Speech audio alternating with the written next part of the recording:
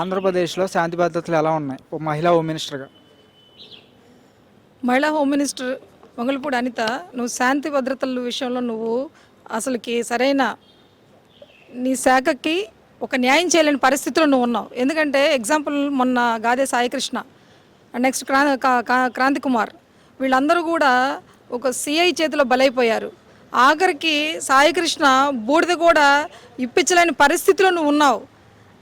నువ్వు మహిళలకి రక్షణ కల్పించలేకపోతున్నావు. లా అండ్ ఆర్డర్ ఫెయిల్ అయిపోయింది. అలానే నెక్స్ట్ వచ్చేటప్పటికి మర్డర్లు జరుగుతున్నా కూడా నువ్వు పట్టించుకోలేని పరిస్థితిలో ఉన్నావు. నువ్వు ఎంతసేపటికి ఆ కుర్చీలో కూర్చుంటావు. ఎందుకు కూర్చుంటావు అంటే మా జగనన్న తిట్టడానికే కూర్చుంటావు.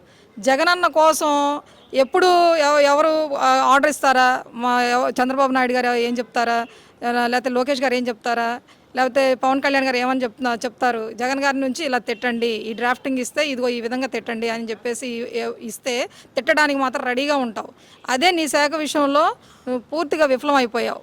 ఇప్పుడు లోకల్గా జరుగుతున్న విజయవాడ నడిబొడ్డులో జరుగుతున్నటువంటి ఈ మర్డర్లకి ఇంతవరకు నువ్వు సరైనటువంటి న్యాయం చేకూర్చలేకపోయావు. ఇంతవరకు మీడియా ముందుకు వచ్చి సరైన సమాధానం చెప్పలేకపోయావు. ఎందుకు?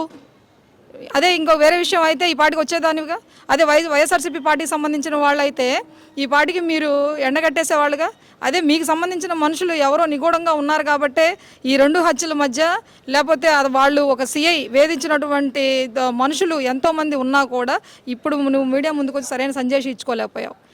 ఎందుకు వంగలపూడి అంతా నీకు సీటు హోమ్ మినిస్టర్గా అలంకారప్రాయం కోసం తీసుకున్నావా? నువ్వు దేనికోసం తీసుకున్నావు నువ్వు?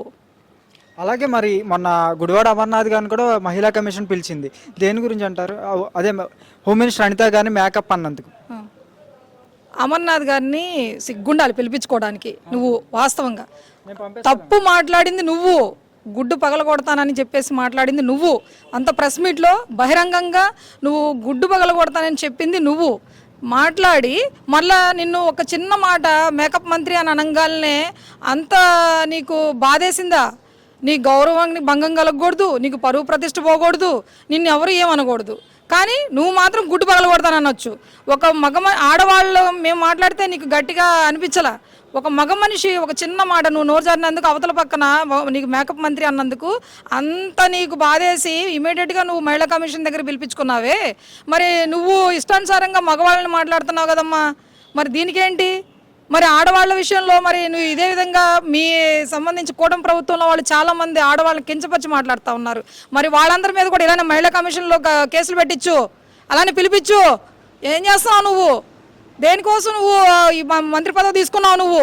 నువ్వు ఈ ఇష్టానుసారంగా నువ్వు మాట్లాడుతూ ఒక హోంమంత్రిగా నీకు గౌరవ మర్యాదలు నాకు ఇవ్వట్లేదు. ఇప్పుడు ప్రజెంట్ ఆవిడ హోంమంత్రి కాబట్టి ఆవిడ ఏదో పద్ధతిగా, మీరు హోంమంత్రిగా మీరు ఏదో మీకు గౌరవ భంగాలకి లేకపోతే పరువు ప్రతిష్టలకి వీటికి భంగం కలగకుండా మీరైతే జాగ్రత్తలు తీసుకుంటారు. అవతల వాడు ఉండకూడదు. ఆయన 8 శాఖలు చేశారు అమర్నాథ్ గారు. తన్ని నువ్వు అక్కడ పిలిపించావు. అతను పిలిపించినందుకు ఎంతమంది వచ్చావు చూసావు కదా. ఏం చెప్పారు? ఇంత కూడా భయపడలా అమర్నాథ్ గారు. నేను తప్పు మాట్లాడలేదు అని అన్నారు. ఏం చేస్తావు? ఇక సిగ్గుండాలి. ఫస్ట్ నోరు కంట్రోల్లో పెట్టుకో. హోమ్ మినిస్టర్గా నువ్వు ఎలా మాట్లాడాలి, ఎంత పద్ధతిగా మాట్లాడాలి. నువ్వు ఒక టీచరు కూడా. నువ్వు 10 మందికి ఎప్పుడు కూడా ఉపయోగపడాలి తప్ప 10 మంది నిన్ను చూసి గౌరవించాలి తప్ప నిన్ను చూసి హేళనగా మాట్లాడే పరిస్థితి తెచ్చుకోబాకు. ఆల్రెడీ తెచ్చేసుకున్నావు.